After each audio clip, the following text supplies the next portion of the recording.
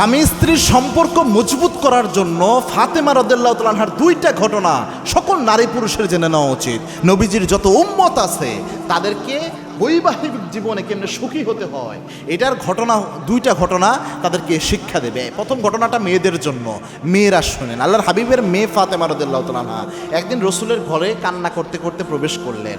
যে কোনো বাবাই মেয়ের কষ্ট, মেয়ের কান্না সহ্য করতে পারতেন না।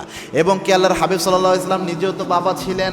আল্লাহর হাবিব সাল্লাল্লাহু আলাইহি ওয়াসাল্লাম ফাতেমা রাদিয়াল্লাহু তাআলা আনহাকে সবচেয়ে বেশি ভালোবাসতেন। ফাতেমা রাদিয়াল্লাহু তাআলা আনহা ছিলেন হৃদয়ের রাসূল সাল্লাল্লাহু আলাইহি ওয়াসাল্লামের হৃদয়ের কুঠরি, কলিজার টুকরা। ফাতেমার চোখে পানি দেখলে আল্লাহর হাবিব কখনো সহ্য করতে পারতেন না। আল্লাহর হাবিব ফাতেমা রাদিয়াল্লাহু তাআলা আনহাকে বললেন, ফাতেমা তুমি কান্না করছো কেন? ফাতেমা রাদিয়াল্লাহু তাআলা আনহা বলছেন, আলী আমার উপর রাগ করছে, এই জন্য আমি কান্না করছি। আল্লাহর হাবিব বললেন, ফাতেমা আলীকে এখন কি অবস্থায় রেখে এসেছো?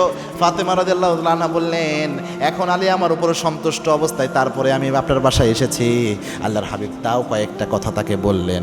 আল্লাহর হাবিব বললেন, ও ফাতেমা, তো আলী যদি তোমার উপর অসন্তুষ্ট হয়, তোমার স্বামী যদি তোমার উপর অসন্তুষ্ট হয় কোনো যৌক্তিক কারণে, আর তুমি যদি মরিয়ম আলাইহিস সালামের মতো মহিয়সী নারীও হও, আমি বাপ হয়ে তোমার জানাজা পড়াতাম না।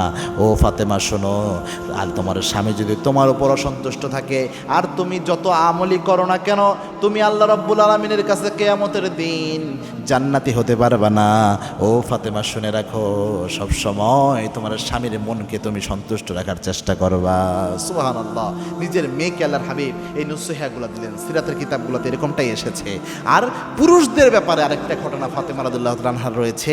ফাতেমা রাদিয়াল্লাহু তাআলা আনহা তিনি ওফাতের যখন অবস্থা বুঝতে পারলেন যে হয়তো আর বেশি দিন তিনি বাঁচবেন না, আল্লাহর হাবিব সাল্লাল্লাহু আলাইহি ওয়াসাল্লামের ওফাতের আগে তিনি ফাতেমা রাদিয়াল্লাহু তাআলা আনহা যখন প্রচণ্ডভাবে কান্না করছিলেন, আল্লাহর হাবিব কানে কানে ফাতেমা রাদিয়াল্লাহু তাআলা আনহাকে বললেন, আমার আত্মীয় স্বজনের মধ্যে সর্বপ্রথম তোমার সাথে আমার আখিরাতে সাক্ষাৎ হবে। তখন ফাতেমা রাদিয়াল্লাহু তাআলা বুঝতে পারলেন খুব শীঘ্রই রসুলের কাছে ফাতেমা রাদিয়াল্লাহু তাআলা চলে যাবেন। তো ফাতেমা রাদিয়াল্লাহু তাআলা তখন একটু মুচকি হেসে উঠলেন। এরপরে ফাতেমা রাদিয়াল্লাহু তাআলা রসুলের ওফাতের পর আলী রাদিয়াল্লাহু তাআলার কাছে যেয়ে বললেন, স্বামী আলী, আমি তোমার স্ত্রী হিসেবে আমি তোমার কোনো অধিকার দিতে পারি নাই, স্ত্রী হিসেবে আমি তোমার কোনো হক আদায় করতে পারি নাই, ঠিকভাবে খেদমত করতে পারি নাই। ও স্বামী, তুমি আমারে মাফ করে দিও।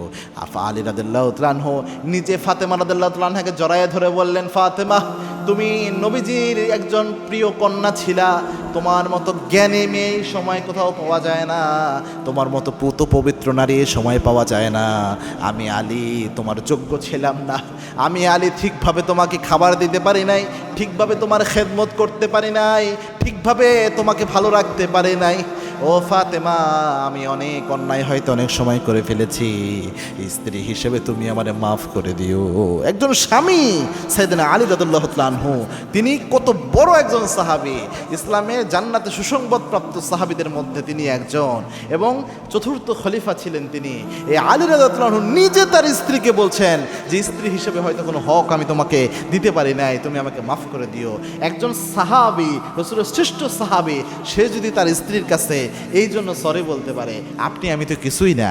আমাদের মধ্যে অনেকের অ্যাটিটিউড এমন আছে, স্ত্রীর সাথে যত জুলুমি করুক, স্ত্রীকে সরি বলতে সে নারাজ, স্ত্রীকে ভুলেও বলবে না সরি, স্ত্রীরা সরি বলবে না, এটা স্বাভাবিক ব্যাপার। কেননা মেয়েরা একটু বাঁকাহারের সৃষ্টি, স্ত্রীরা চায় আমার স্বামী আমাকে আগে সরি বলুক। এজন্যে চেষ্টা করবেন, যদি কখনো ভুল হয়, দোষ হয়, স্ত্রীর উপর জুলুম হয়, স্ত্রীকে বলেন যে আমার কাজটা করা ঠিক হয় না, এতটুকু বলেন, তাতেই দেখবেন আপনার স্ত্রী খুশি হয়ে যাবে। আল্লাহ রাব্বুল আলামিন এই সুন্নাহগুলো মানার তৌফিক আমাদের দান করুন। আল্লাহুম্মা আমিন।